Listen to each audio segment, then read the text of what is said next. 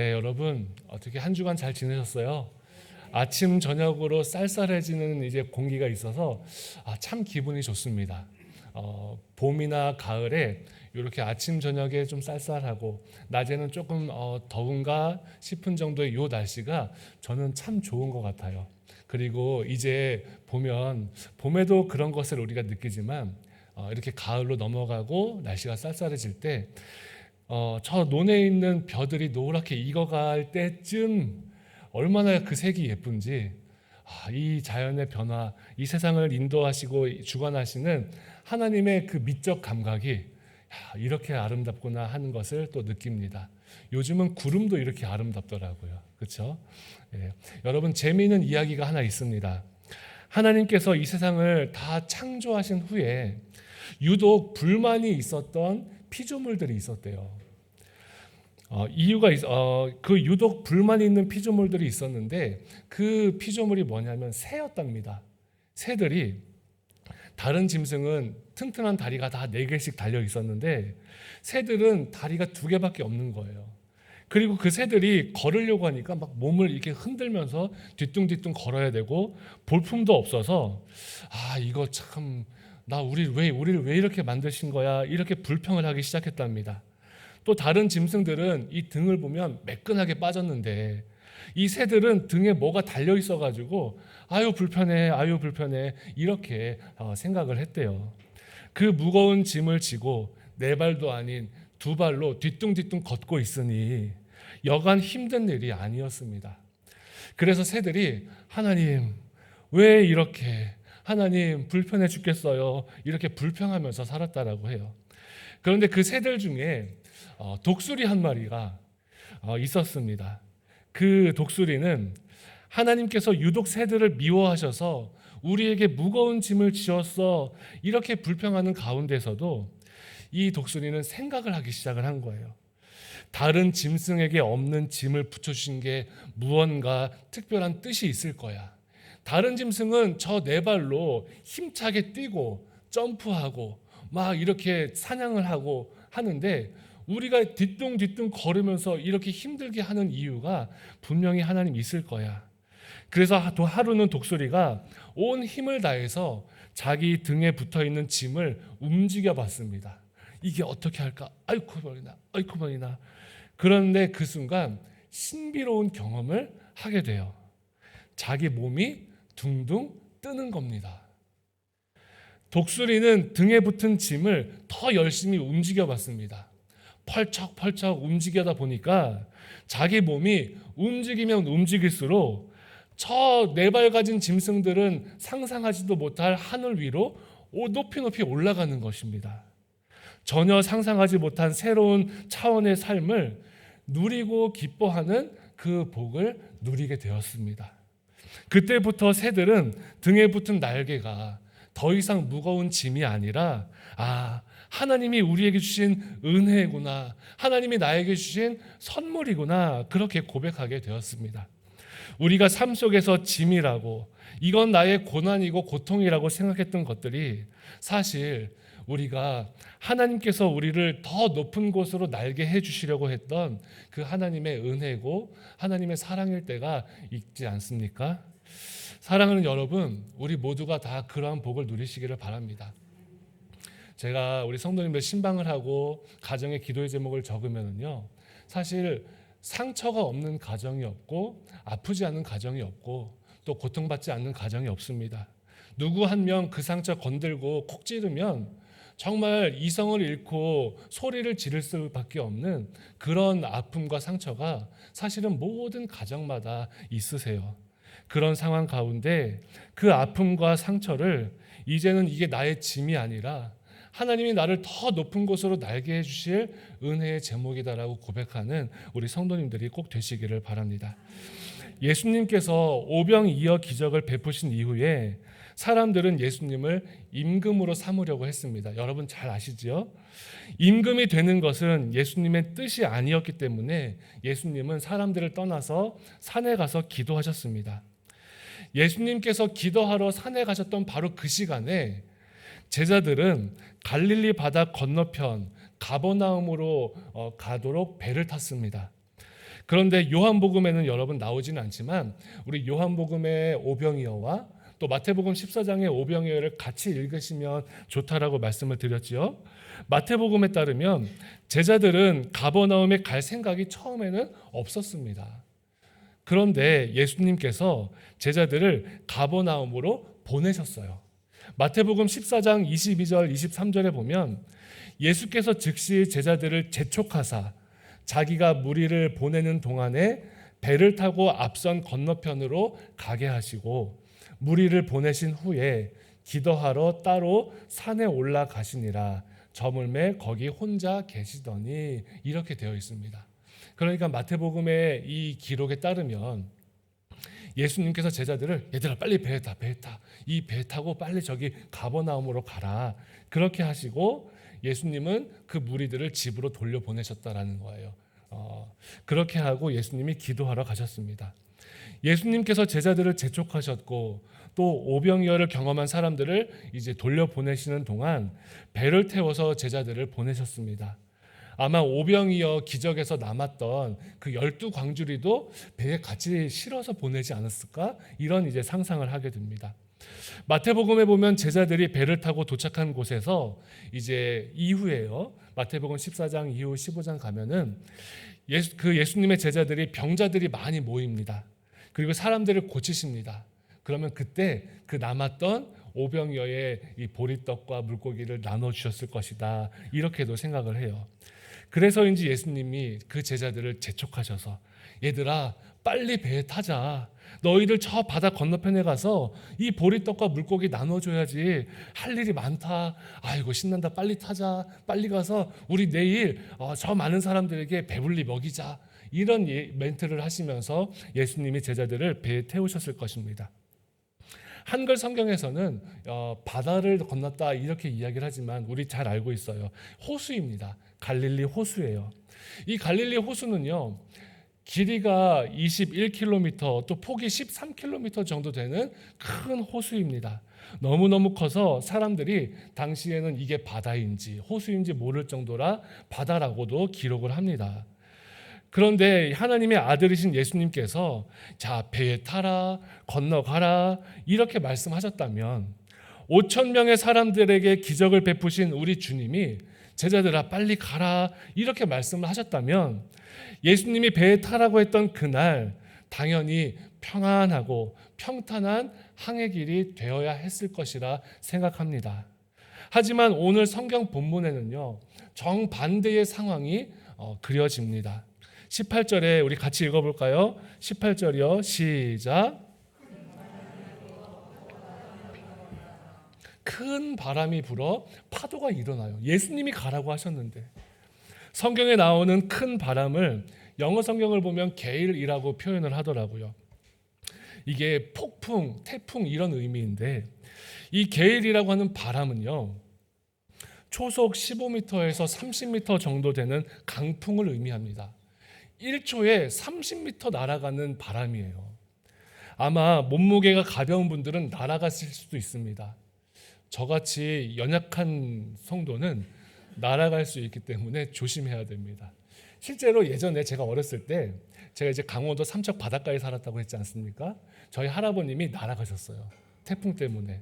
네, 날아가셔서 그 삼척 보면은 뒤에 이제 도로가 있고 도로에 이렇게 낭떠러지처럼 이렇게 해서 밭이 있고 또 이렇게 낭떠러지처럼 해가지고 이렇게 계단식으로 이렇게 마을들이 있는데 그 아래까지 날아가셨대요. 얼마나 바람이 세게 불면. 실제로도 그렇습니다. 어쨌든 그런가 하면 이날 제자들이 그런 폭풍 같은 바람을 이 갈릴리 호수 위에서 경험을 하는 것입니다. 갑작스러운 태풍으로 파도가 일어납니다. 파도는 바람으로 일어나지요. 갈릴리 호수의 지형적인 특징을 보면 갈릴리 호수 자체는 해수면보다 200m 밑에 있대요. 그런데 서쪽 지역, 그러니까 지중해 쪽은 해발 600m 정도 되고 또 동쪽 지역, 이 광야 쪽은 해발 1200m 정도 됩니다. 그러니까 이 갈릴리 호수의 지형이 굉장히 특이해요. 지중해 바닷가가 있고 해발 600m가 있는데 그 갈릴리 바다는 해수면이 이 지중해보다 200m 낮고 또 그런가 하면 저 동쪽으로는 1200m 해발을 가지고 있는 그런 지형입니다. 그래서 이 지형은 특별히 기압차로 인한 바람의 돌풍이 많이 불었던 지역이라고 합니다. 어쨌든 성경은 그 바람으로 인해서 바다가 요동쳤고 제자들이 혼비백산하는 상태임을 우리에게 전해주십니다. 태풍에서 벗어나기 위해서 열심히 노력을 하지만 사실 그 호수 위에서 노력한다 한들 할 수 있는 것이 별로 없습니다. 왜 예수님께서 가라고 하신 그 바다에 이 험한 파도가, 이 험한 바람이 몰아칠까요? 왜 예수님께서 예수님의 명령에 순종했음에도 죽을 것 같은 그러한 상황을 우리는 만나게 됩니까? 우리 주님의 뜻이 있습니다. 오병이어 기적을 통해서 배고픈 이들에게 먹을 것을 이미 채워주신 그 주님, 배고픈 이들 수많은 무리들에게 먹을 것을 주시고 사랑을 보여주셨던 그 주님이 이제 제자들에게 예수님이 이 세상의 창조주이시고 온 세상의 주관자가 되심을 보이시기 위해서 하늘의 태풍과 바다의 파도와 해와 달과 이 별을 주관하는 주인이심을 제자들로 하여금 깨닫게 해주시기 위해서 이 어려움을 주셨습니다. 19절 말씀에 보면 함께 읽어보겠습니다. 19절 시작. 제자들이 노를 저어 시베리쯤 가다가 두려워하거늘. 아멘. 예수님께서 그 혼란에 빠진 제자들을 구하시려고 바다 위를 걸어오셨습니다. 요동치는 바다 위에서 걸어오시는 주님을 발견한 그 제자들이 기뻐할 수 없고 오히려 두려워하기 시작했어요. 마태복음 14장에 보면 제자들이 그가 바다 위로 걸어오심을 보고 놀라 유령이라 하며 무서워하고 소리 지르거늘 이렇게 기록을 합니다. 제자들이 예수님을 두려워한 이유는 예수님을 유령이라고 착각했기 때문입니다. 저기 뭐야? 유령이다. 귀신이다. 이렇게 이제 볼 수밖에 없는 거예요. 그 폭풍우가 몰아치는 바다 한가운데에서 예수님이 걸어온다라는 상상을 할 수도 없습니다.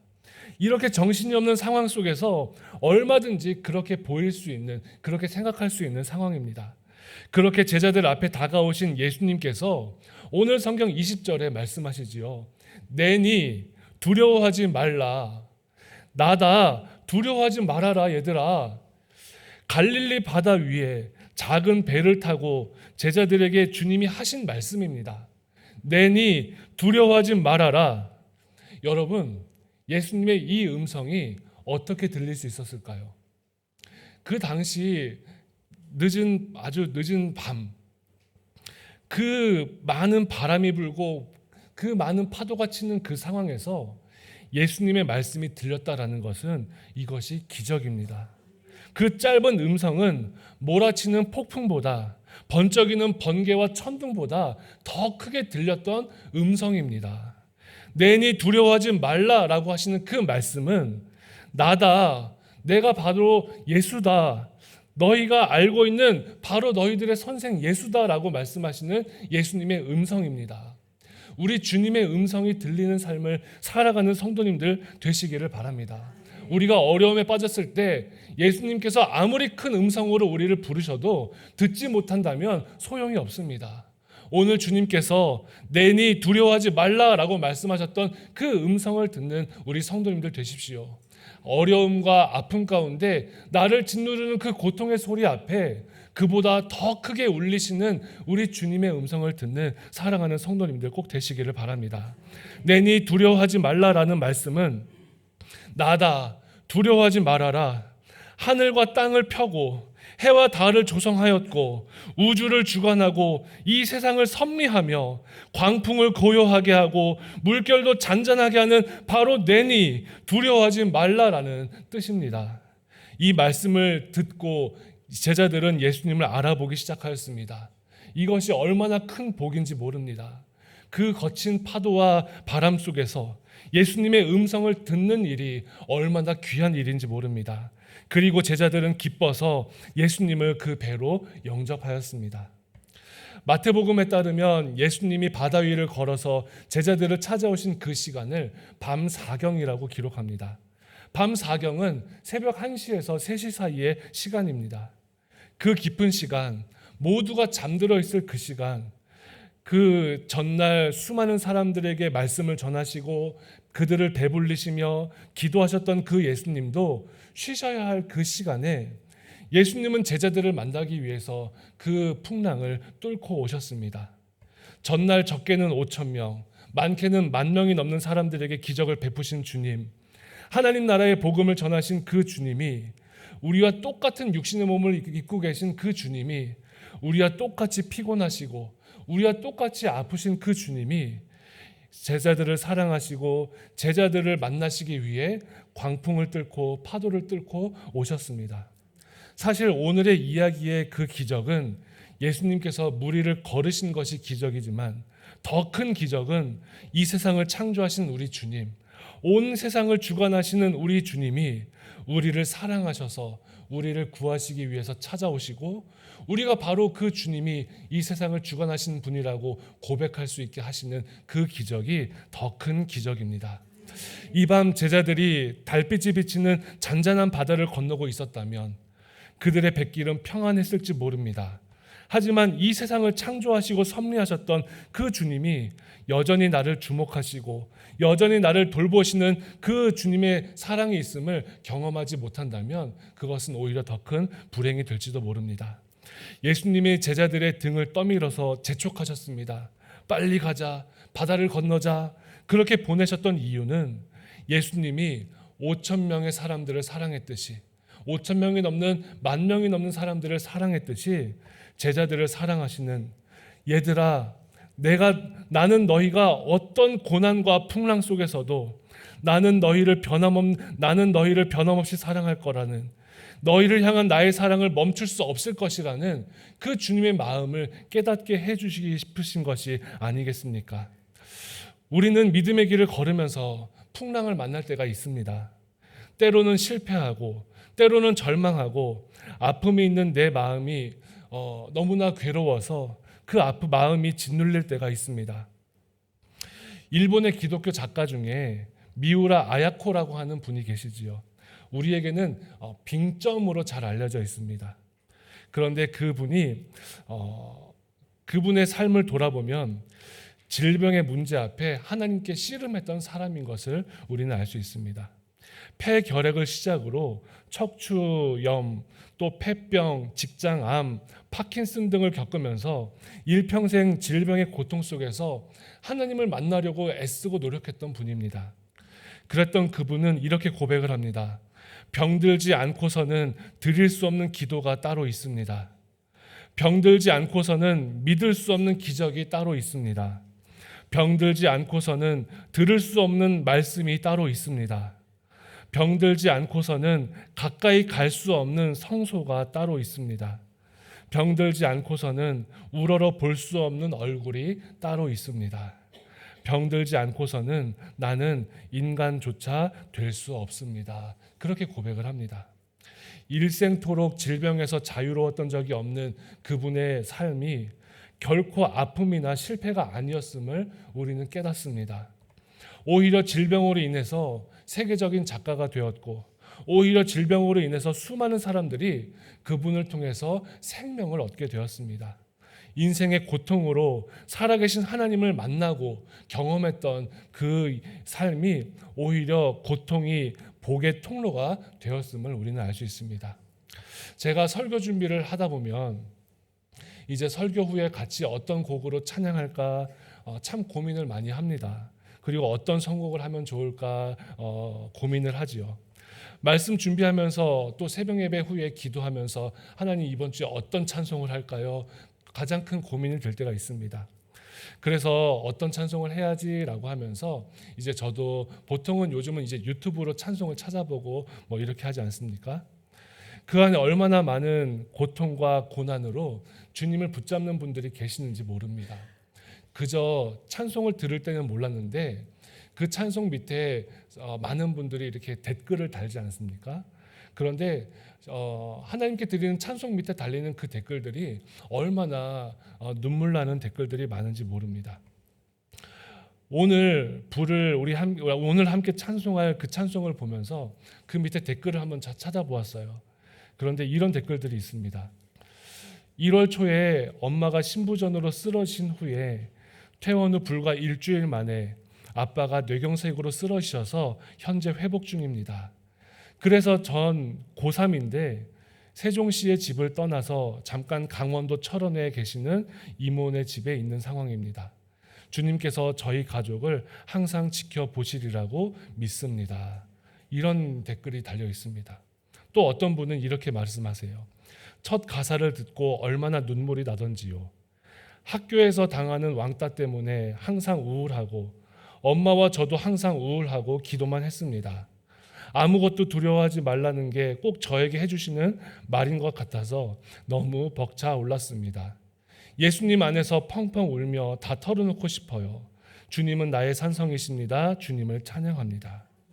또 어떤 분이 이렇게 말씀합니다. 주님, 말기암으로 투병 중이신 아빠에게 산성이 되어주시고 요새가 되어주세요. 아빠의 영혼육을 주님의 보혈로 덮어주세요. 이 이외에도 수없이 많은 기도문, 수없이 많은 하나님을 향한 고백들이 그 찬송 밑에 이렇게 고백되어집니다.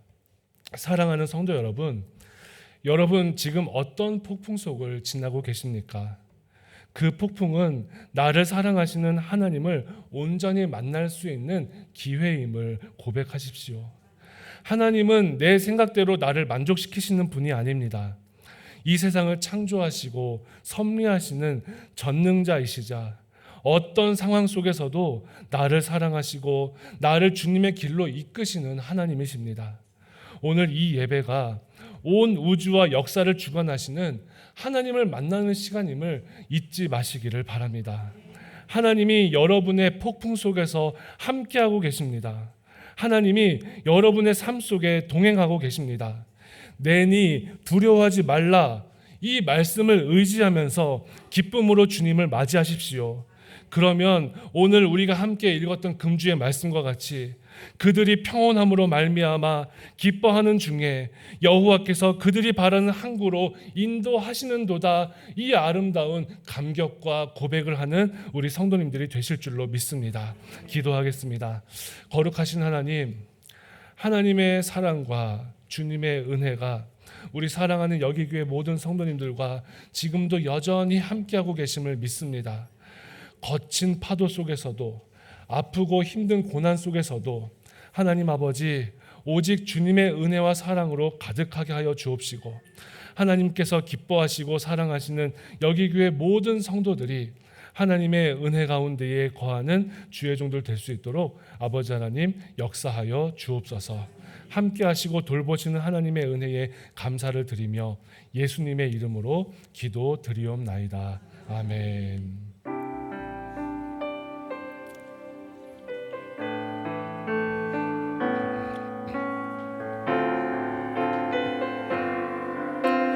우리 함께 일어나서 고백하겠습니다. 아무것도 두려워 말라. 주 나의 하나님이 지켜주시네. 놀라지 마라, 겁내지 마라. 주님 나를 지켜주시네. 아무것도 두려워 말라. 아무것도 두려워 말라. 주 나의 하나님이 지켜주시네. 놀라지 마라, 겁내지 마라. 주님 나를 지켜주시네. 내 맘이 힘에 겨워, 내 맘이 힘에 겨워 지칠지라도 주님 나를 지켜주시네. 세상의 험한 풍파, 세상의 험한 풍파 몰아칠 때도 주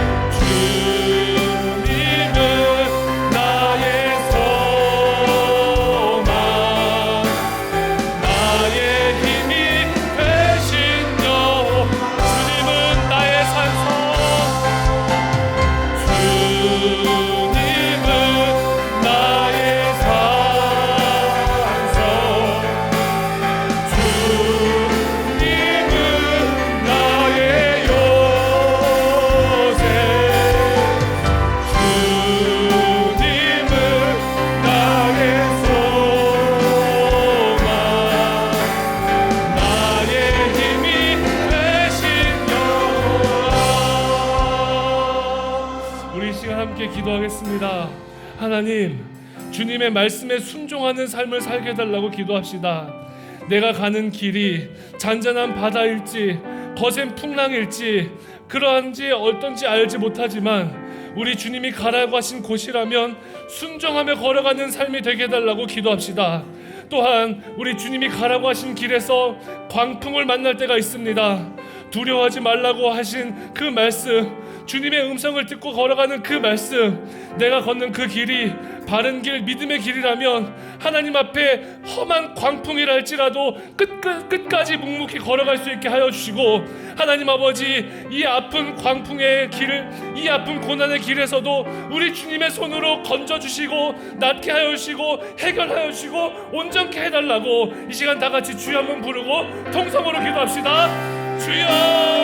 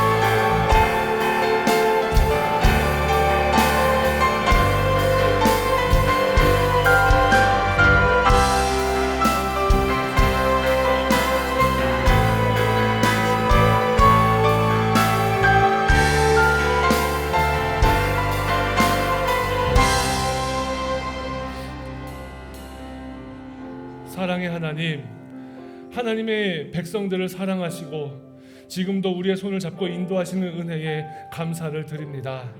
주님이 가자고 하신 그 길이 잔잔한 바다라면 주님의 은혜를 헤아릴 수 있는 믿음을 주시고, 주님이 가자고 하신 그 길이 거센 풍랑의 길이라면 풍랑으로 이끄신 주님의 뜻이 있음을 믿고 순종하며 승리하는 우리의 삶이 될 수 있도록 역사하여 주옵소서.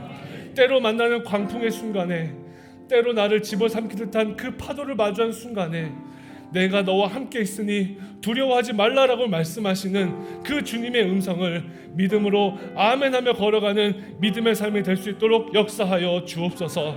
삶의 어떤 순간에도 주님을 향한 믿음의 고백을 놓지 말게 하여 주셔서 나의 산성이 되시며 나의 요새가 되시고 나의 소망 되시고 나의 힘이 되시는 우리 주님 찬송하며 걸어가는 우리의 삶이 될 수 있도록 복을 내려 주옵소서.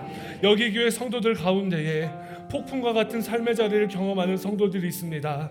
주님께서 손을 잡아주시고 안아주시며 하나님 그 영혼 위에 주님 사랑을 부어주시어서 주님의 날개 아래에 품어주시며 위로하시는 하나님을 경험하는 사랑하는 성도들 될 수 있도록 역사하여 주시옵소서.